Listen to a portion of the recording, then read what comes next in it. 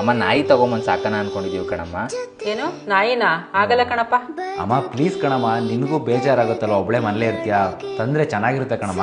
ನೋಡಪ್ಪ, ನಿಮ್ ಸಾಕ್ತಾ ಇರೋದೇ ದೊಡ್ಡ ವಿಷಯ, ನಾಯಿ ಎಲ್ಲ ತರಬೇಡಿ, ತಂದ್ರೆ ನೀವೇ ಸಾಕ್ಬೇಕಾಗತ್ತೆ. ಏನು ಅಣ್ಣ ಅಮ್ಮ ಹಿಂಗಂದ್ಬಿಡ್ತು. ನೀನೇನ್ ತಲೆ ಕೆಡ್ಸ್ಕೊಂಬೇಡ, ಬಾರೋ, ಅಮ್ಮ ಏನು ಅನ್ನಲ್ಲ, ತಂದ್ಬಿಡೋಣ ಹೋಗಿ.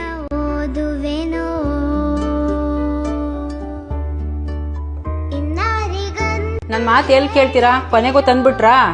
ನೀವೇನೋ ಆಫೀಸು ಅಂತ ಹೊರಟೋಗ್ತೀರಾ, ಅದಕ್ಕೆ ಊಟ ತಿಂಡಿ ಮತ್ತೆ ಉಚ್ಚೆ ಮಾಡಿ ಕಕ್ಕ ಮಾಡ್ಕೊಳತ್ತೆ, ಅದೆಲ್ಲ ಯಾರು ಬಳಿತಾರೆ? ಹೇಳಿದ್ ಮತ್ತೆ ಒಂದು ಸ್ವಲ್ಪನಾರು ಕೇಳಿದ್ರಾ? ಏನಾರು ಮಾಡ್ಕೊ ಹೋಗಿ.